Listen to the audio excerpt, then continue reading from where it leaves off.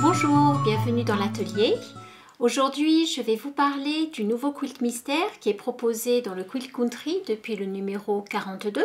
Ce quilt mystère vous est proposé tous les 2 mois dans le Quilt Country. Tous les motifs de broderie vous sont présentés ainsi que le montage du bloc.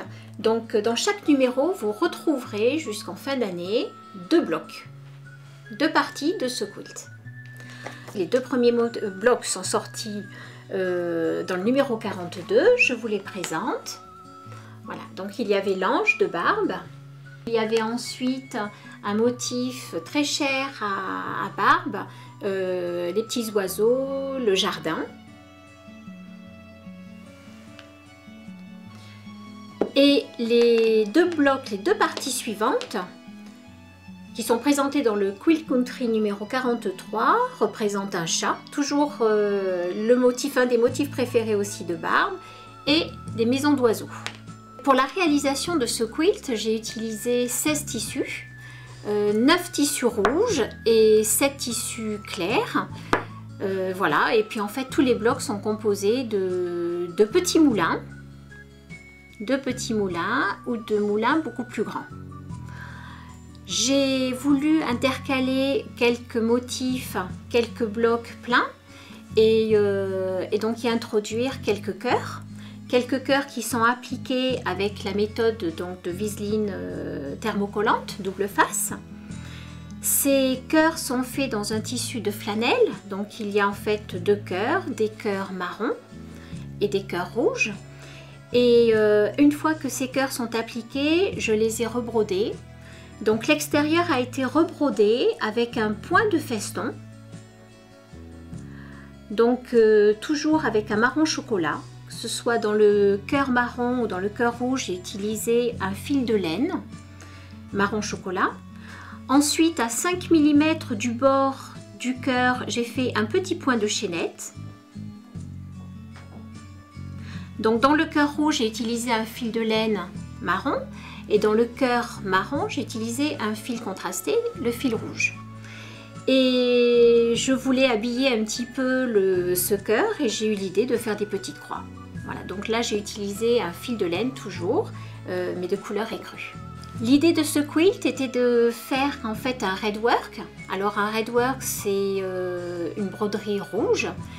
Mais je voulais aller un petit peu plus loin, je ne voulais pas ne mettre que du rouge. Donc en fait, j'ai utilisé toute une gamme de fils qui vont donc du beige, un petit peu couleur lin, couleur chamois, rouge et jusqu'au marron chocolat pour créer toujours donc cette ambiance un petit peu de redwork, mais avec des tons très chauds dans les rouges, les beiges. Voilà. Le point difficile de ce quilt est en fait dans la réalisation des blocs. Des moulins.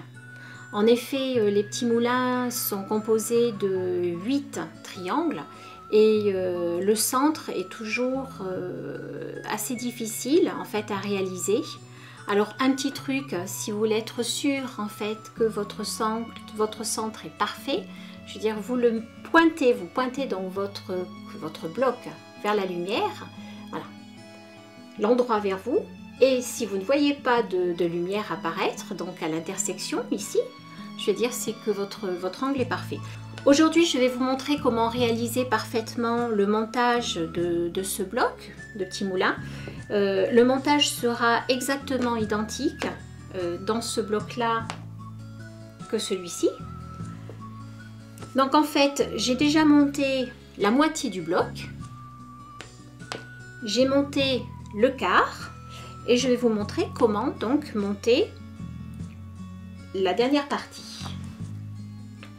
Donc j'utilise un fil de coton, j'épingle le côté opposé de la couture donc de ces 2 petits triangles qui sont posés donc l'un sur l'autre et je commence en fait la couture en faisant 3 petits points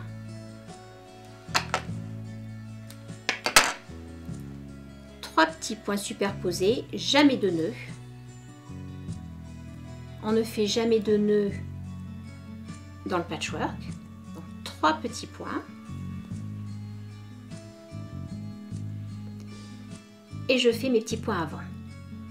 Alors j'en fais 3, 4 ou 5 et je retourne constamment le travail pour me rendre compte si la couture donc est bien faite sur les lignes qui ont été tracées sur les blocs.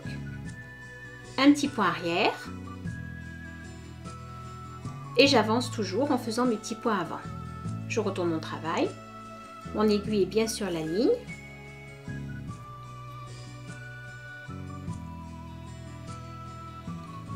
Donc tous les gabarits vous sont donnés dans les explications qui se trouvent sur les 2 magazines, sur le magazine 42 et le 43. Et je termine ma couture jusqu'au bout de la ligne, jusqu'à mon aiguille, que je retire. Et je termine par 2 ou 3 petits points arrière. Lorsque ma couture est terminée, j'écrase. Alors je travaille énormément avec mes ongles, j'utilise mes ongles ou alors vous pouvez travailler avec un fer à repasser. Mais en général, lorsque je couds à la main, je travaille uniquement avec mes ongles. Et j'écrase bien la couture, donc le côté vers le côté foncé. Voilà, donc j'ai bien mes 4 parties qui vont composer mon petit moulin. Donc maintenant je vais assembler ces 2 carrés ensemble. Les 2 petits carrés donc sont assemblés. Je vais terminer donc le montage du bloc en assemblant donc les 2 moitiés. Donc c'est vrai que c'est l'opération la plus redoutée des quilteuses.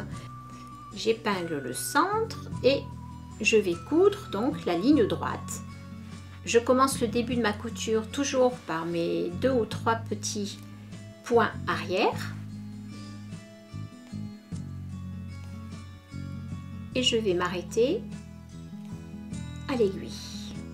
Je suis en gros à 1 cm de l'aiguille. Je l'enlève délicatement.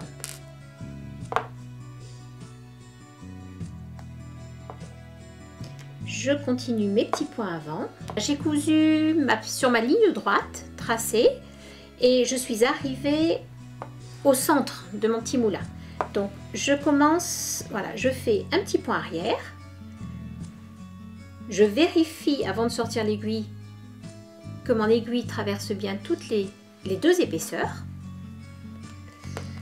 Je prends mon aiguille, je la mets donc côté opposé de mon petit bloc. J'attaque l'opération délicate. Voilà, donc en fait, je vais traverser avec mon aiguille le côté opposé du bloc. Voilà, j'ai cousu en fait le long de cette ligne droite et maintenant mon aiguille va traverser pour arriver de ce côté-ci. Voilà, donc j'ai traversé, je fais ressortir mon aiguille.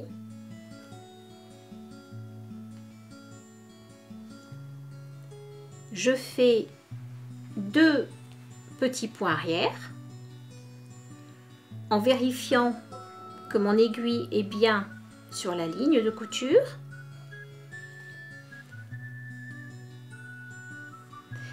Et je repasse à nouveau, mais dans l'autre sens, côté opposé. Voilà, mon aiguille, je tire bien mon fil. Et je la refais ressortir de l'autre côté opposé. Et à ce stade-là, je fais à nouveau 2 ou 3 petits points avant, mais je tourne mon travail et je vérifie que mon petit centre est bien. Voilà, et mon petit centre est impeccable. Je ne vois pas de trou. Toutes les pointes sont face à face et mon petit moulin est parfait. Donc je termine ma couture jusqu'à l'aiguille. J'ai fini ma couture. Donc maintenant je coupe mon fil.